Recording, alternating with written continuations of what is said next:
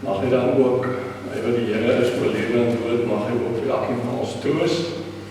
Ek het so 'n lewenssketsie ontvang, so oorsiggie oor Tannie Corrie se lewe. Nou, ek moet sê, oorsiggie kan 'n mens regtig oor 'n lewe van amper 95 jaar, en hoe kan 'n mens nou regtig al daardie dekades met hoogtepunte en laagtepunte daarvan, ons seker nie, elkeen van julle ken seker net 'n sekere segment daarvan. Maar vir die Here dankie sê vir die tyd dat hy vir julle gegee het. Cornelia Susanna Erasmus du Plessis, 'n mooi opperman, is op 8 Maart 1926 gebore op 'n plaas genaamd Kleinbegin in die Merwede distrik. En hulle was 4 susters en 4 seuns. Dit was die plaas was haar ma, Aletta Snyman se familieplaas. Sy en haar suster was in 'n plaasskool in die Merwede distrik. En na skool het sy eers vir ouma by die huis gehad met die jonger kinders.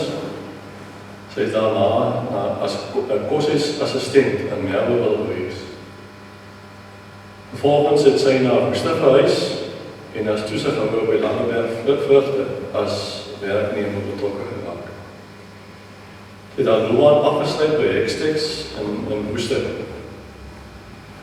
Nou sy en David Tooi het later verhuis na Komatipoort en daar gebly tot na sy dood in 1981.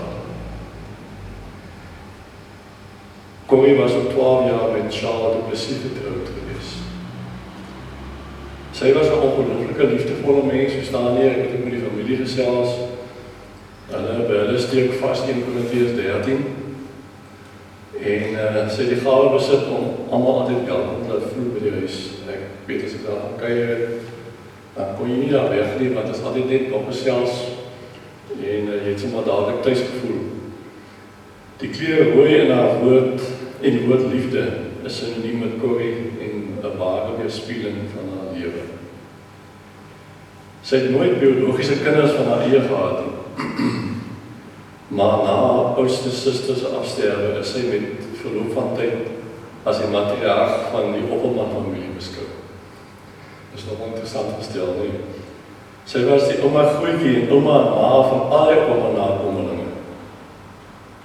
Ons laat bedeernis en respek onthou en vir haar liefde, haar lewenshoop, haar toewyding en haar geloof, daarvoor sal sy onthou word. Sy laat 2 susters, Betty en Anna, en 'n broer Piet agter, en vele broers en susters, kinders met hulle kinders en kleinkinders. Die grootste van haar gawes is dan die liefde, die liefde wat hulle almal ervaar het met Tannie Corrie. Kom ons buig ons hoofde dan. Dankie Hemelse Vader vir 'n voorreg om in U teenwoordigheid by mekaar te kan wees, om vanuit U woord ons troos en ons rigting te vind. Ons bid Here dat U wanneer ons gaan saam lees, dat U Gees self met ons elkeen besig sal wees, dat U ook deur met ons sal praat. Help ons om by die woorde van die eenvoudige mense te luister en U Gees se influistering in ons hart te hoor. In Jesus se naam. Amen. Daar is 'n liedjie wat die familie op die program geplaas het. Ons koning kom, jy weet dat ek besig, ons kan gerus daarna luister.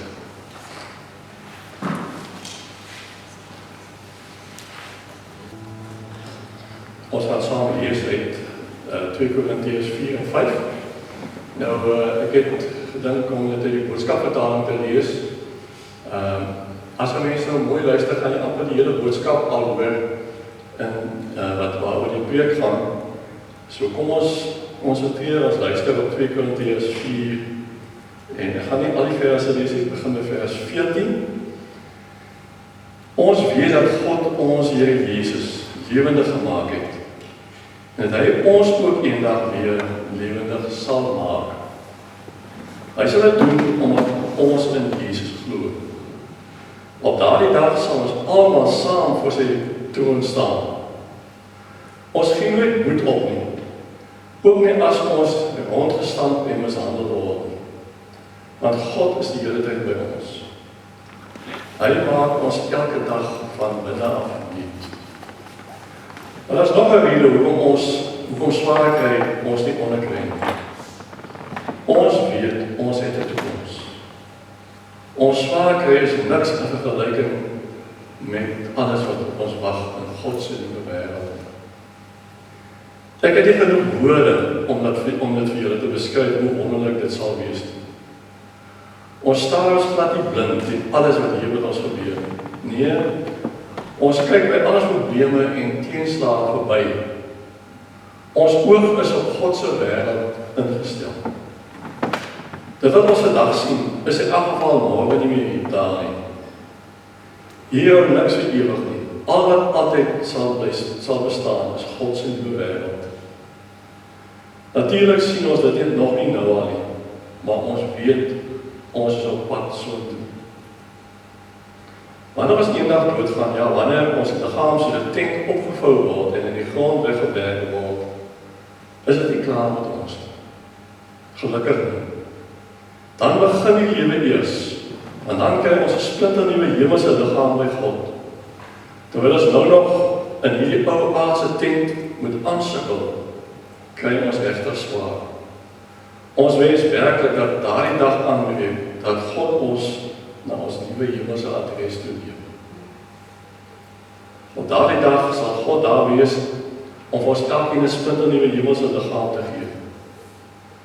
Intussen gaan dit maar bitter moeilik hier op aarde. Ons is moeg van al die gesukkel. Ons sien uit na daardie dag wanneer hierdie sterflike liggaam van ons vervang sal word met 'n nuwe liggaam wat vir altyd sal hou. God is besig om ons gereed te maak vir hierdie nuwe lewe wat op ons wag. Om heeltemal seker te maak dat ons veilig by aankom, het hy sy Gees aan ons gegee. Die Heilige Gees is die waarborg dat God sy woord sal hou. Ons raak glad nie moedeloos nie, al sien ons nog niks van die nuwe wêreld op ons wag nie.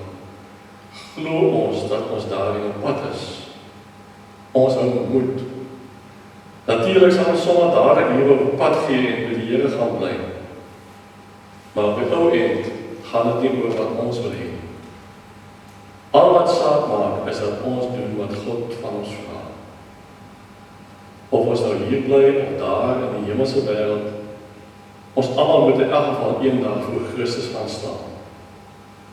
Dan sal hy sy uitspraak lewe op alles wat ons gedoen het.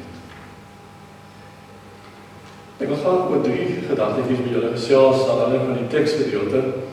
Die eerste is dat ons as mense tydelik is, soos nou vandag herinner word, maar dat ons geskep is met die oog op die ewigheid. So die eerste gedagte, tydelik, maar geskep met die oog op die ewigheid, en dan 'n bietjie gesels oor dat ons verlang na hierdie ewigheid, dat dit eintlik 'n bitter groot leerstelling sou wees, ontnigtering as dit vir Jesus was.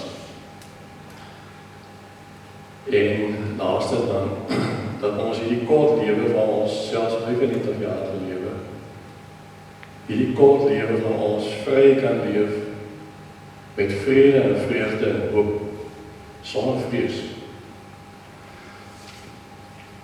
As ons met begrafnisreëlings te doen het, en ons het nou regtig die afgelope 2 weke baie begrafnisse gehad, dink jy in al die amper 40 jaar wat ek hier is, was dit so reken, was dit omtrent 6 of 7 begrafnisse in 2 weke.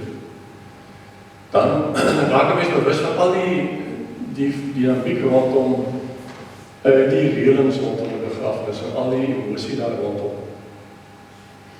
En as dit iemand is wat jonk is, het Saterdag oor oudiens gehad van iemand wat 44 jaar oud is, of ouer persoon, dat al die reëlings dat 'n mens voel asof daar iets is wat verby is. Asof die lewe klaar verby is, asof daar nie 'n toekoms is. Dis afsluiting rondom 'n aardse bestaan, maar dit voel weer so asof dit die einde is, ook vir die familie. As jy mense al die foto's kyk. Maar die woord van die Here wil vir ons help om anders daaroor te dink. Hoe wonderlik die lewe ook al is, met al sy laagtepunte, maar ook sy wonderlike hoogtepunte. Al die mooie herinneringe. Alles wat ons met 'n natuur kan beleef, die son en die maan en die sterre wat ons in die somertyd kan kyk, die voeltjies is hier in die herfs, hoe pragtig dit ook al is en hoe opgewonde dit ons kan maak. Tog sê die woord vir ons, hierdie is nie die eintlike bestemming. Die Here maak duidelik vir ons dat ons dit moet verstaan, dat hierdie is nie die eintlike lewe nie. Die eintlike lewe wag nog op ons. En daarom praat 2 Korintiërs 5, praat Paulus van hierdie lewe wat ons nou hier in ons liggame beleef, as 'n tentlewe, 'n tentbestaan. Dis 'n tydelike bestaan, as ware 'n tent. Nou, ek weet nie van julle hou van kamp nie, maar vir my is het altyd lekker, ons gaan baie daar na die Spa toe. Nou, wat die mense is amper nie mag gaan nie. En dan stap jy daar rond en dan sien jy net hoe geniet die kampeerders daar by die bome. Hulle braai en dit is 'n lekker kamplewe, 'n tentlewe. Met so baie geriewe, amper asof hulle huis saamvat om te kamp.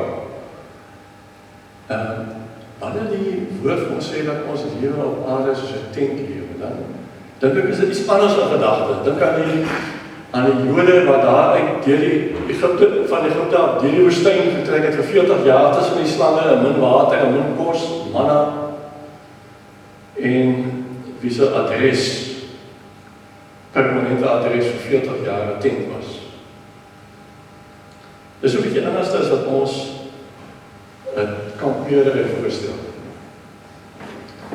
Behalwe dit ook vlugtelingkampe in ons tyd waar mense van die oorlog ontvlugting waar hulle opgeneem is in konsentrasiekampe, soos in Sirië, in tentdorpe, nadat hulle bestaan hulle huis vernietig is. En daar bly hulle ondanks haarstorms en winter weer. Ek dink as 'n mens jou so daaroor stel, dan sou jy anders dink oor 'n tentlewe. Die beeld wat hier gebruik word, is vir ons te herinner dat ons lewe is tydelik, dit gaan verby. Ons moet nie ons tentpenne so diep inkap, dat ons dink hierdie is die eintlike lewe. Hierdie lewe is nie ons eintlike bestemming nie. Ons is op reis na die bestemming wat God vir ons bepaal het. Of jy nou 'n kind is, of 'n volwassene, of 'n bejaarde, ongeag die gehalte van jou lewe, jou gesondheid, jou lewenslus, nie fout maak nie, jy is op reis in 'n tent. Jou aardse liggaam is 'n tent. Die bedoeling daarmee is om vir ons te sê dat ons lewe hier op aarde is tydelik. Dit gaan verby. Dit is maar met tentpenne vas, dit kan maklik uitgepluk word, soos ons in die pandemie agtergekom het. Ons is gemaak van materiaal wat kan seer kry, wat kan skeur. Vir ons moet ons herinner word dat ons op pad na 'n nuwe toekoms, 'n nuwe wêreld wat God vir ons gee. En ons is net tydelik besig om te beweeg op pad daarna. Ongeag al ons planne en ons idees en ons kalenders en ons vakansies, is God nie een wat bepaal, nie ons nie. Daar is so 'n mooi gedeelte in Jakobus 4, waar Jakobus die brief skryf en dan sê hy vir die mense, maar julle wat so maklik sê, ek gaan môre na die stad toe, ek gaan daar so lank bly, ek gaan daar besigheid doen. Julle weet nie eens of julle môre nog lewe nie. Sê liewer, as die Here wil, sal ek, soos Jakobus se woorde. Ons is besig om te oornag in 'n tydelike tentwoning op pad na God se ewigheid. Ons, met ons verblyfbesprekings en ons plannetjies, moet inval by God se plan. Ons tydelike verblyf is nie vir altyd. Die lewe is nie altyd maklik nie. Soos 'n tentlewe ook nie altyd maklik is. Dit is nie altyd 'n vakansie. Maar ons is reisigers met tydelik verblyfpermit op pad na God se permanente adres vir ons. Sê die woord ook vir ons, wil die Here vir ons kort herinner, dat die lewe baie meer is as 'n A4 met 'n klompie hoogtepunte en 'n klompie laagtepunte in 'n mens se lewe. Mens se lewe is baie meer as dit. 'n Mens se lewe maak net sin as jy verder dink en God se plan in jou lewe berekening bring. So die Here wil vir ons kort sê, hierdie lewe is 'n kleedrepetisie met die oog op die gala aand wat daar voor lê. Dit is soos 'n opwarmingswedstryd met die oog op die eintlike game wat voor lê. Dit is soos voorskool oefening is vir die ewigheid. Hierdie lewe is kosbaar, is 'n wonderlike geskenk. Maar dit is net 'n voorspel tot die eintlike lewe, dit is primêr. Jy sal maksimum 100 jaar, dan die Corrie was 95 geword het. Baie van ons haal nie eens dit nie, maar die ewigheid wat ons al lewe is oneindig meer as dit. Iemand het een keer so gesê, dat die lewe, as 'n mens na 'n grafsteen kyk of na 'n steentjie in die gedenkmuur, is daar 'n geboortedatum en 'n sterftedatum. Met 'n koppelteken. Die koppelteken is die lewe, die klein kort lewe wat ons het. Die woord daarby vir ons sê, God het ons geskep met die oog op die ewigheid. Ons was nooit bedoel om dood te gaan en swaar te kry nie. En daar was daar in onsself 'n manier, in ons binneste weggesteekte instinct om tog te verlang om vir ewig by God te wees. Dit is in ons, dit is hoe God ons gemaak het. Dit is as 'n beeld gemaak, bedoel vir 'n oneindige lewe. Ons weet daar, ons sal eendag doodgaan, maar tog voel dit vir mense 'n bietjie onregverdig. Want jy het so baie deur jou lewe bereik, en so baie mense se lewens aangeraak, en dan moet dit nou stop. Jy slaan oor hierdie deel, dan gaan nie nog iets gebeur. Het voel so half onregverdig en onnatuurlik. Maar God het ons hierdie verlange in ons hart gegee. Verlange ingebou in die oog op die ewigheid. So die eerste gedagte, ons is tydelik, maar ons is geskep met die oog op die ewigheid. Dit was God se plan aan die begin. Tweede gedagte waaroor ek met julle gesels is ons verlange na die ewigheid, wat in ons ingebou is, wat ons na smag. Sou een bitter teleurstelling gewees het, as dit nie Jesus was nie. Daar sou geen kans gewees het, waarheid te sê, een verskriklike toekoms, as dit nie Jesus was nie. Eendag weet ons gaan ons hart op ons opklop. Dis nie iets wat vir altyd aanhou nie. Sal die einde van jou aardse lewe beteken, maar nie die einde van wie jy is nie. Die woord sê vir ons hier in 2 Korintiërs dat God sal die denkpenne uittrek.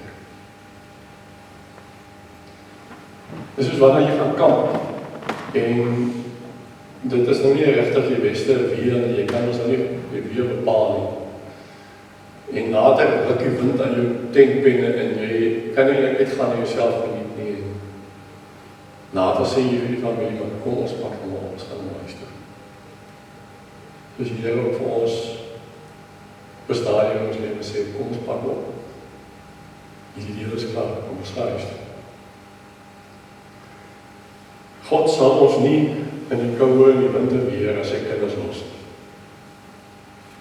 Maar hy gaan vir ons 'n nuwe toekoms gee. Die liggaam, so wat ek oor gesê, 'n God se nuwe wêreld waarin ons kan dit sien. Dit sê die woord vir ons oor Jesus sê vir ons byvoorbeeld hierdie wonderlike woorde in Johannes 14 en sê in my Pa se huis is daar baie wonderlik.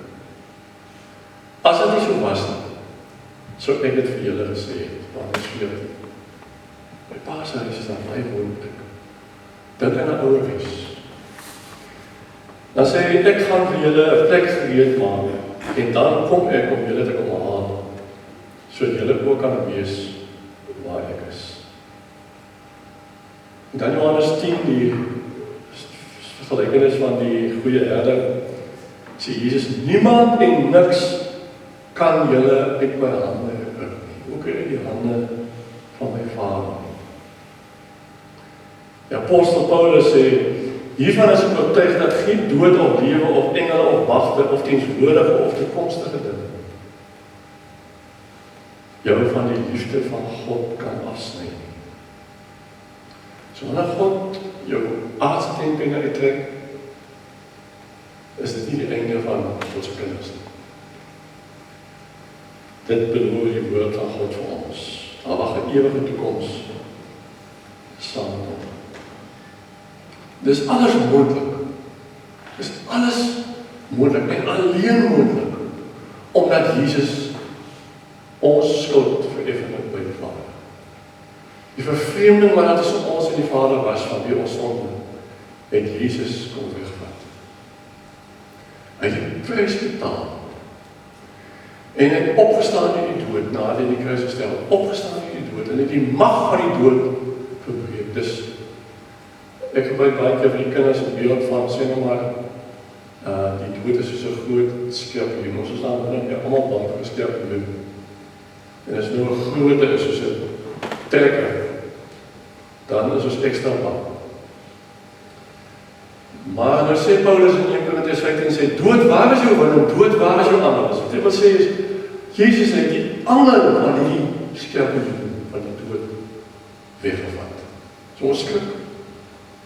En ons is bang, en ons dink terug. Maar ons weet, die doodse angel is weg. Ons het God se genade ondervind. En God kom woon in ons harte as sy kinders. En die Heilige Gees wat in ons woon, is die Gees deur wie Jesus uit die dood opgewek is. Dink van my. Die Heilige Gees wat in jou hart woon as God se kind, is dieselfde Gees deur wie Jesus uit die dood opgewek is. En deur dieselfde Heilige Gees gaan ek in jou opgewek word. Daarom, hierdie is 'n geskenk wat God vir ons gee. Hierdie geskenk van redding wat Jesus moontlik maak, sluit vir ons die hemel oop, maak dat hierdie verwagting wat ons in ons binneste het, op 'n nuwe lewe wat ek wil aan, dit nie 'n teleurstelling sal wees nie. Daarvoor sorg Jesus. Selfs die dood kan dit nie gee. Want Jesus het opgestaan in die dood en hy het die angel van die dood weggevat. Hy is die opstanding in die lewe. Hy sê in Johannes 11, ek is die opstanding in die lewe, wie in my glo, sal lewe al sterwe. Hy sê ook in Openbaring 1, ek het die sleutels van die dood en die doderyk. Christus het gesorg dat die dood nie die einde van ons lewe is. Daarvoor sorg hy. Want hy het self opgestaan uit die dood. Wanneer ons in die dood gaan, is dit nie 'n God verlate plek. Jesus is klaar na deur. En hy hou ons vas, wanneer ons teen binne uitgetrek word. Die laaste gedagte waaroor ek met julle gesels is, ons kan as mense wat in hierdie lewe leef, met blydskap en sekerheid leef. As jy nie in die Here Jesus Christus glo, hoef jy nie die dood bang te vrees nie. Hierdie lewe is iets moois. Daar is baie lelike dinge ook as 'n mens hierdie aansit. Baie hartseer dinge, maar die lewe is 'n mooi geskenk wat God vir ons gee. Om mekaar te kan liefhê. Kyk ons ook in dit op 'n spieël. En ons sien daar is 'n agtergebeeld. Weet ons dat die lewe met al sy liefde is 'n oefening vir God se nuwe wêreld. Dat wat julle met aan die koning gesien het, 'n oefening vir die oog op die ewigheid. Die boeke, 7 boeke van The Chronicles of Narnia, is 'n boek wat oor, of 'n storie wat oor 7 boeke gaan, 'n vervolgverhaal. En dan op die laaste bladsy skryf C.S. Lewis, die skrywer, op die laaste bladsy van die 7de boek, sê die woorde, hy sê vir hulle, dit is nou die karakters.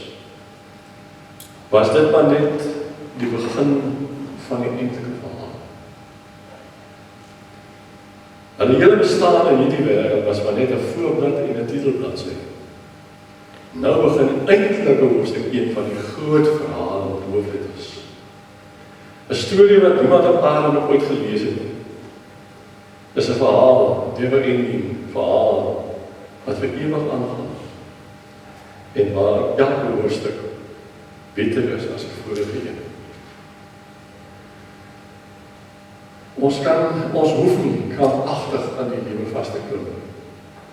Want ons het 'n toekoms. Ons weet ons lewe is veilig in die Here se hand. Ons is geroep om in hierdie kort lewe kort te verander as vir sommige mense om te leef met die oë gerig op die ewigheid. Ons hoef nie die lewe met vrees vir die dood te lewe nie. Jou laaste uur op aarde is nie die laaste uur van jou lewe. Gemeet aan die ewigheid is die lewe net 'n oogklip. Dalk is dit nodig dat ons self op nader op ons aardse lewe fokus. Ons teenwoning sal vervang word met 'n saamwees met die Here, 'n ouerhuis, 'n hemelse paleis met huislikheid en liefde en hartlikheid soos 'n ouerhuis vir kind. Daarom raak ons nie moedeloos, die skryf Paulus in hierdie gedeelte. Ons raak nie moedeloos nie, ons is vol moed. Alles ons lewe broos, kwesbaar. Hy skryf hier, ek wens ek sou kon gaan na die ewigheid. En dan skryf hy, ek betaal die missies betaal, en ons raak glad nie moedeloos nie, ons is daar vol moed. Wanneer die tyd kom, dan sal ons gereed wees om ons vreemdelingsstatus hier op aarde te verwyder vir 'n hemelse verwelkoming. Uiteindelik gaan dit nie oor wat ons wil hê nie, ons belewenisse en ons vooruitsigte. Dit gaan oor wat God wil hê, wat vir hom belangrik is. God dank, ons het in ewigheid as 'n geskenk wat vir ons wag. Dis vas en seker. Wat is jou enigste troos in lewe en sterwe? Die ou gelowiges het gesê, my enigste troos in lewe en sterwe is dat ek aan Jesus Christus, met die totale mens wat Jesus Christus behoort. Niks anders kan jou regtig troos. Amen. Kom ons bid. Dank die Here vir die wonderlike troos in die woord, vir die waarheid daarvan, vir die sekerheid, vir getuienisse van ooggetuies in die woord, dat U Seun Jesus Christus die oorwinnaar is, dat hy gesterf het en opgestaan het. Dankie vir die rykdom van beloftes wat daar in die woord is vir ons. So bid daar, Here, dat U vir elkeen wat hier sal troos, dat die Heilige Gees die trooster sal wees, en dat die woord ons harte ingeplant en sal ingroei en sal vaswees in ons hart. In Jesus se naam. Amen. Ek gee nog graag kans vir die grootblik en bedankings, onderhoud gaan ek doen, en daarna kyk ons aan die skeiding dit loop.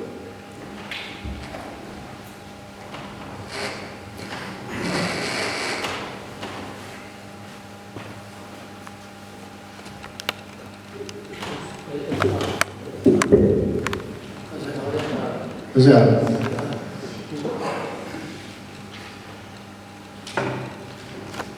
Wat 'n grappie.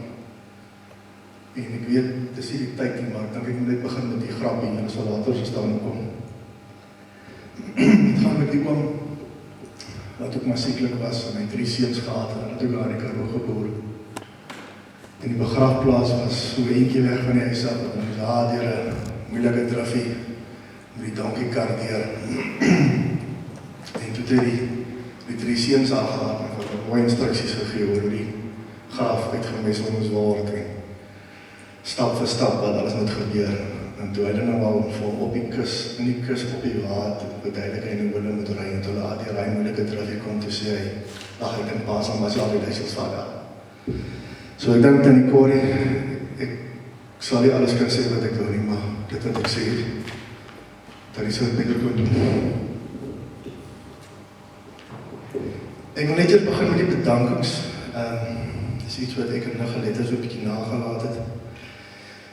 Dr. Chris Roux, wat aan die Corrie ondersoek het en al die jare huisdokter was, Worcester Medical Clinic, en ek het so mooi gekyk het na hom, toen die beste, Worcester Noord NG Kerk, Louis Swart van Boters begrafenisdienste, ook hier vir die video, dat die familie dit kan sien wat nie hier kan wees nie. Dan die einde vir die verjaarsdagboek, en vir alles wat Tannie gedoen het. Aletta, vir donderdag, die lewensskets, die kos, die blomme, die foto, en alles waarmee my gehelp het en bygestel het. Annelie vir die slideshow, en dankie dat hy daar kan wees. Papa, vir alles wat papa gedoen het.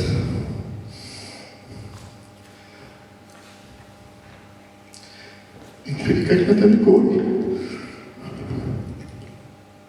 Die tuin die honde kos gee. En dat die Corrie het om gesê voor die dokter, Pieter, nou moet jy my hare was. Pieter moes my hare was. Amanda, lap op, dankie vir alles wat jy gedoen het. Die familie en vriende wat jy kan wees. En die familie en vriende wat jy kan wees. So vast ook goed, nou begin ons met die Hildeblyk.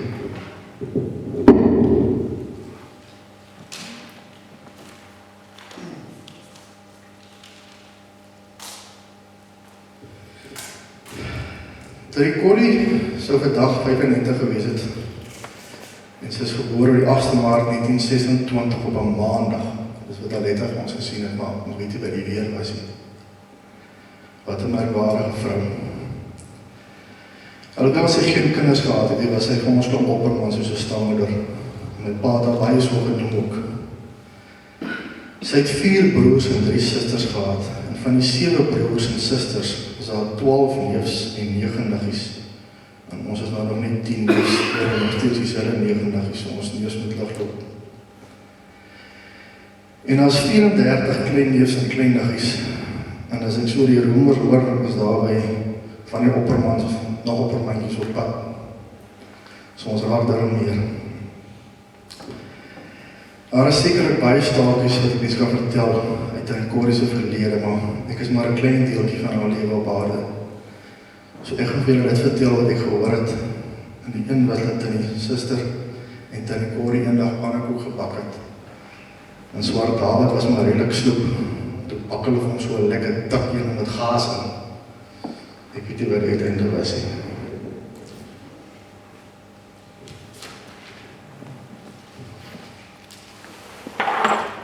'n ander keer het om David weer 'n klomp snoep gekoop. En die helfte van hulle was pap. Toe Tannie Corrie 'n groot hoeveelheid viskoekies gebak en ons Swart David moes maar in die ekkelaan al die inwoners met maar koop. Tannie Corrie was een van vele talente en my pa vertel ook dat toe sy 'n jong dogtertjie was, dis nog voor my pa se geboorte, moes sy menige male alleen 9 of 8 donkies voor die donkiekar instel. Wat 'n vrou kan dit vandag sê. Ek sal eers nie om te begin nie. En sy het aan die einde toe hoeveel kere wat ek kon sien, groot projekte in die kombuis aangepak, van 'n kudu verwerk tot 'n krat, appelkose, noem dit maar op. Hulle het vir niks verkeerd gestaan.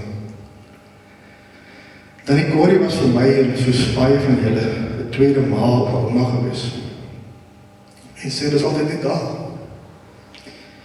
Sy het dus bederf met die lekkerste veberbier, seremoensap, moerkoffie en kos maak. Nee. Ek gaan nou maar 'n paar noem. Gebakte skaapchops, skaapbout, soetpatats, braaiaartappels, riempies rys, lewerkoekies, viskoekies, toebroodjies met enigiets op, sausboontjies, gens en koek kan maar by elkom neer het, appelkooskonfet, wildspastei, melkkos, so het ons het nog in die resepie, gemmerkoekies, beskuit, bakbrood, en as al bakbrood gekom, het dan die peanut of stroop opgesit.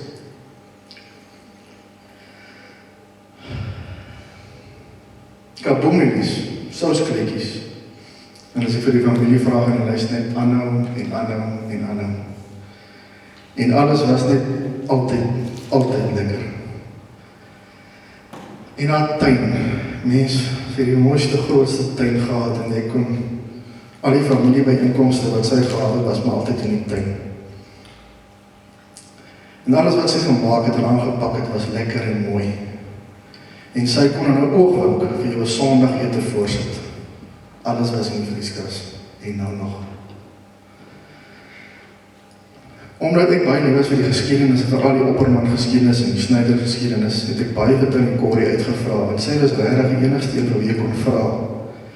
En ek het die geluk gehad of die eer, dat Tannie Corrie saam met ons is na Droogfontein en klein begin, en laas jaar sy met die kom by Plaat Dorens uit te kom, om by al ouma en opa Grootjies se graftes uit te kom. Dankie daarvoor. Die vrou julle wil gaan, ek sal julle gaan vat. En as my pa plaas toe is, ek is maar altyd saam, dat Tannie Corrie vir ons die lekkerste broodjies ingesit. Met frikadelle en viskoekies en lewerkoekies, maar is so afgewissel, is altyd 'n surprise.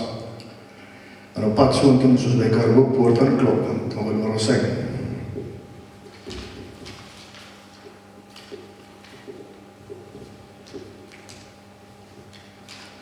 Die 5de Januarie het ek en pa en ma geoula het Tannie Corrie saam gevat plaas toe.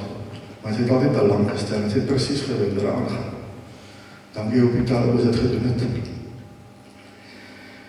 Mense dan moes skryf is hierdie merkwaardige film. Lang, stylvol, elegant, regop en netjies. Jy kon er altyd weer in trek. Vredemaker.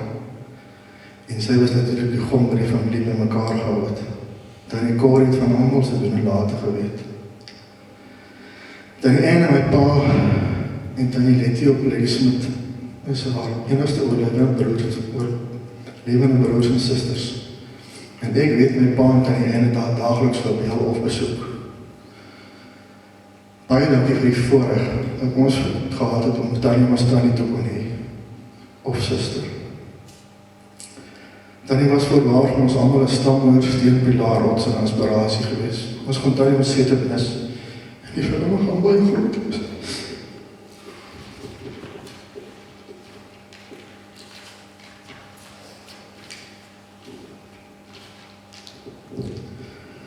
Tannie Corrie het ook altyd gesê, wees lief vir mekaar, respekteer mekaar, doen moeite met mekaar en kuier by mekaar.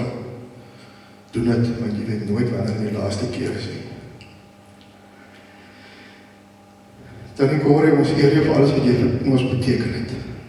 Baie dankie vir die relatieve kort tydjie wat ek van Tannie se lewe kon deel wees. Ons sal eer jou. Baie dankie.